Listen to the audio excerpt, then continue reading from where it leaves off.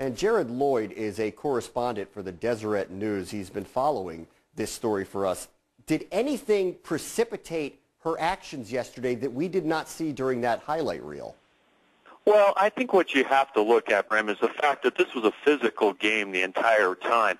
BYU has a team that likes to move up and down the field, lots of connections, lots of passing, and New Mexico tried to stymie that with physical play, and so they were being physical, but that is not an excuse for going as far as Elizabeth Lambert did on a couple of those plays. Where were the refs in all of this? Why did it take them so long to intervene? Well, I think what I just said is part of the reason. It was a physical game. It was back and forth, and they kind of allowed it to be that type of game.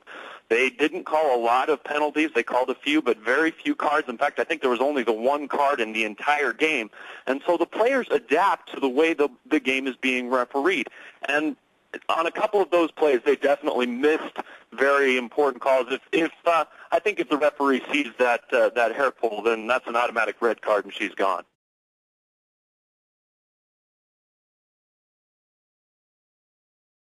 BYU beats Air Force 31-6 here at LaVell Edwards Stadium. And Jared, what was it that went right for BYU today? Well, I think what made the biggest difference is the fact that Air Force couldn't capitalize on the errors BYU made. BYU had turnovers, BYU had penalties, still had some problems in the secondary, but Air Force couldn't take advantage. The defense stuffed the run very well all game long. The offense did what it needed to do to get the win.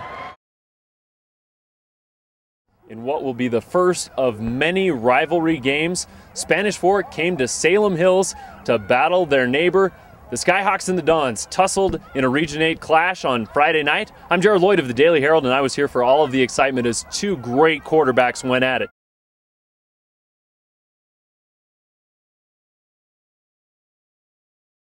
They were considered the top two teams in the state. Davis comes in with a perfect 22-0 record and is the champions from Region 1. Lone Peak has the #1 ranking and the title of defending 5A champs. Could the game possibly live up to the hype generated about the clash of Leviathans in Friday's 5A state semifinal at the D Event Center in Ogden? You better believe it.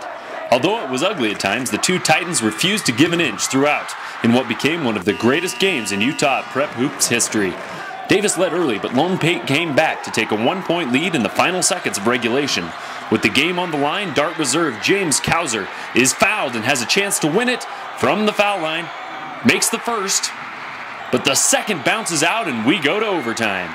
In the extra frame, the Darts have a chance to win, but Chase Flint's shot is no good, and they lace it up for 4 more minutes. This time, Lone Peak goes in front, but can't put it away at the foul line. The Knights get their turn to hold for the last shot. But wait, Lone Peak star Tyler Hawes has blood on his #23 jersey. Enter freshman Colin Shumway, who gives up his shirt for the good of the team. Hawes, wearing #44, gets the ball and goes to work as the seconds wind down.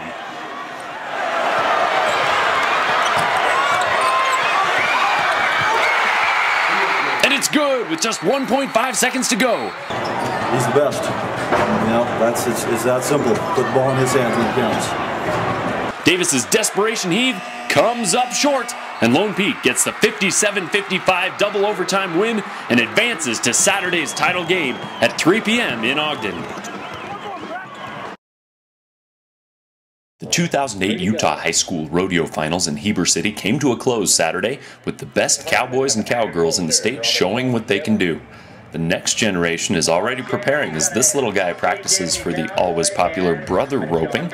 This young cowboy experiences the other side of calf roping, and this little fellow wishes he was big enough to be on a bull.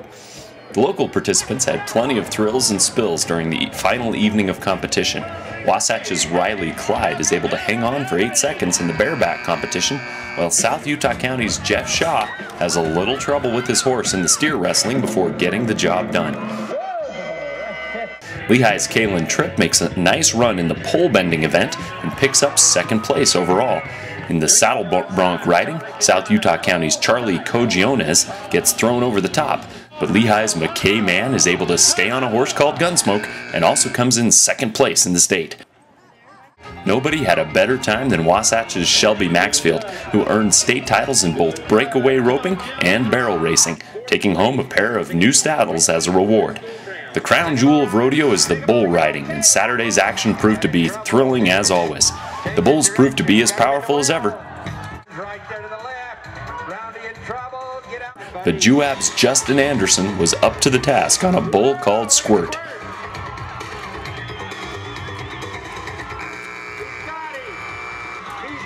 Feels good. I was pretty happy with it. Only a sophomore, so it's pretty cool. His ride earned him the state championship and a saddle, and he'll join the 10 area competitors that are going for history as Utah looks to win an unprecedented third straight title in the national competition in Farmington, New Mexico in late July.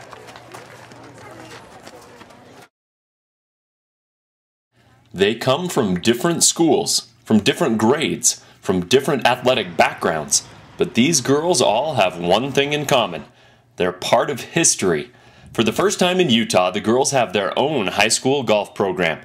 A few, like Orem senior Clarissa Reed, already have a solid understanding of the game and competed on the boys' teams before the teams were split down gender lines this year. Playing with the boys, they treat you with a lot of respect and they're nice, and they're competitive, and it's different playing with them.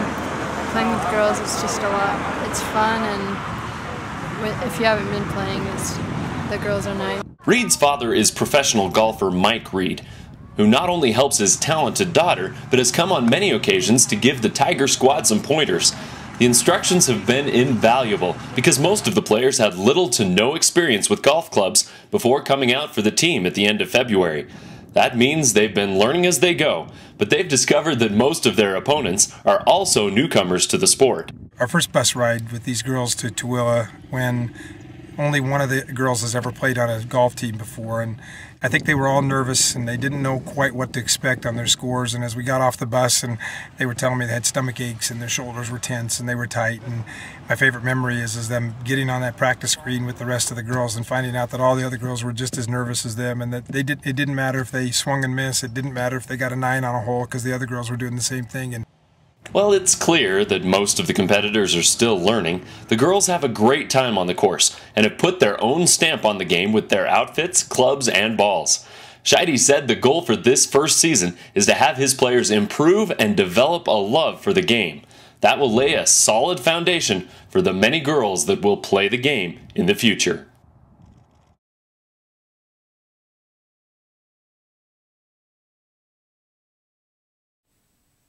This is Jared Lloyd with your Utah Valley Sports Update.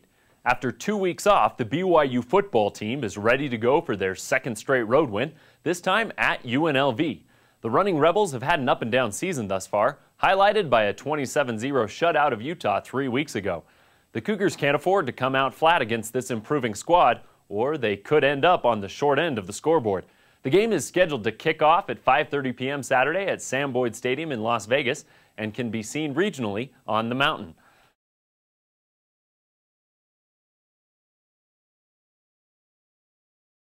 Well, last week, Jared, I know you had a unique opportunity to see the top 2 teams in Utah County.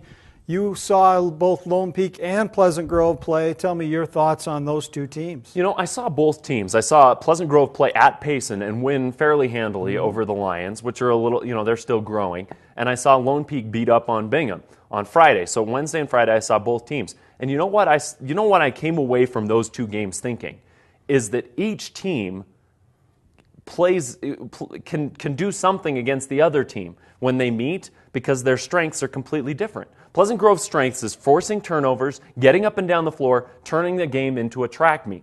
Lone Peak struggled a little bit with Bingham's pressure during that game. They had 12 second-half turnovers.